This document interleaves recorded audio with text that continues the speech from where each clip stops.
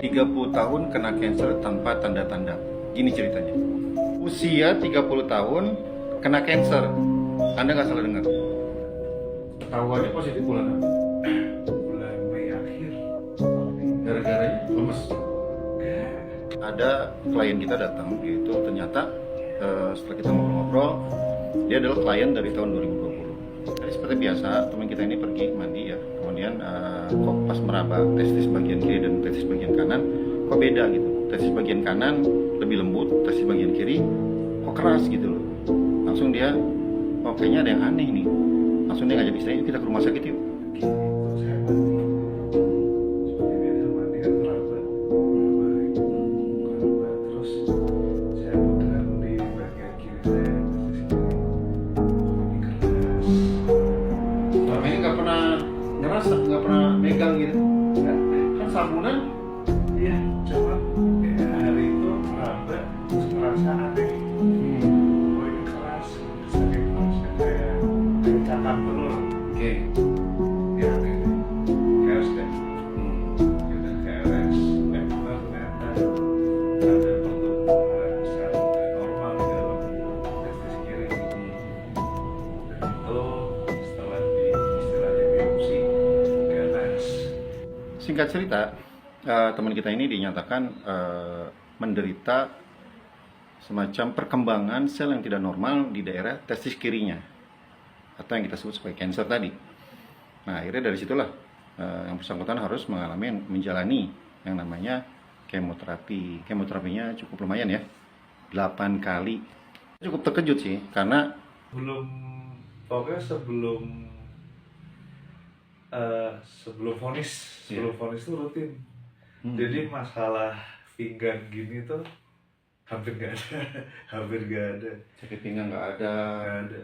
Terus kemudian kayak misalnya malam-malam tiba-tiba kepengen pipis, atau Kayak gitu. lagi jalan tiba-tiba sakit Nggak. biji gitu, nggak pernah ya? Nggak. Jadi tiba-tiba langsung gitu aja ya? Jadi emang kan karena kemo itu kan obatnya tuh bikin lemas.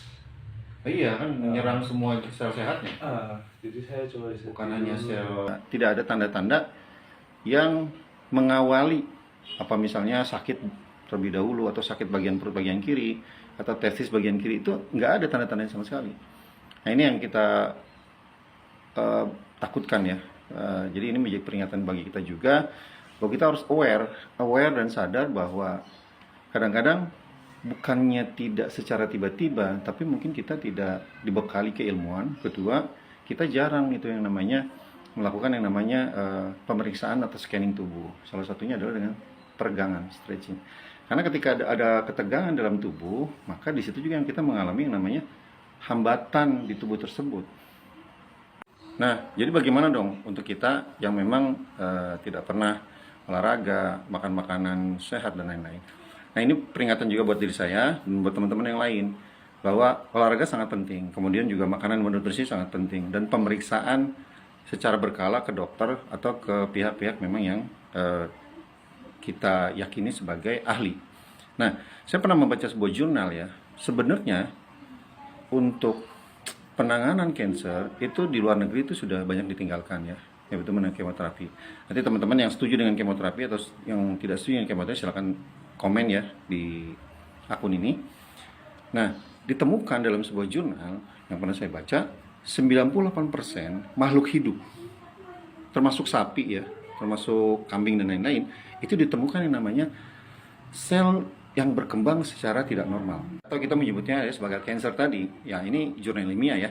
Jadi 98%. Artinya sebenarnya dalam tubuh kita tuh ada yang namanya cancer.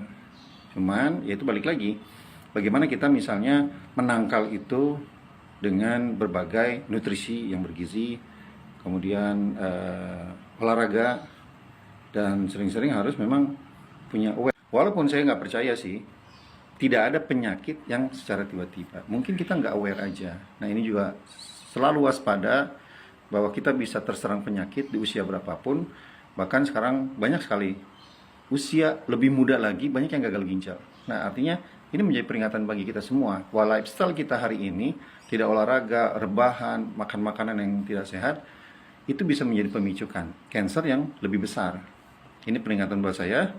Dan bagi Anda semua yang mendengarkan, silakan komen kalau Anda punya pengalaman teman, saudara, atau keluarga Anda sendiri yang mengalami cancer dan tidak pernah merasakan cancer sebagai tanda-tanda awalnya.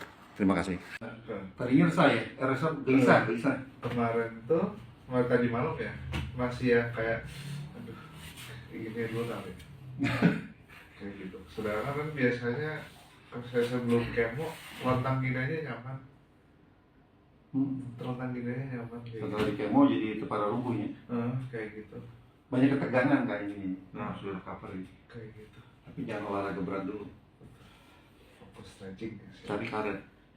Yang saya lakukan hari ini, Kak, bukan sedang ingin mengomongkan cancer kamu, bukan sedang ingin recovery kamu. Udah jelas pasti tuh sekarang lagi recovery, obat masih jalan, terus kejar-kejaran stamina kamu. Nah, sekarang yang harus dilakukan adalah harus terus menyegarkan tubuh, revitalisasi. Jadi revitalisasi itu bukan hanya nutrisi loh ya. Kita sering-sering ini minum, ini, makan ini, nanti kita baca. Disclaimer ya teman-teman. Jadi Rehabonesia tidak bisa menyembuhkan cancer. Cuman teman kita ini divonis cancer dan menjalani kemoterapi sebanyak 8 kali. Nah ini efek dari kemoterapi itu kan lemes dan banyak badan-badan yang kaku. Jadi disitulah peran Rehabonesia melenturkan, mengembalikan, merevitalisasi kemampuan tubuh supaya balik lagi, ototnya lentur lagi dan segar bugar kembali. Semoga cepat sembuh, Kak.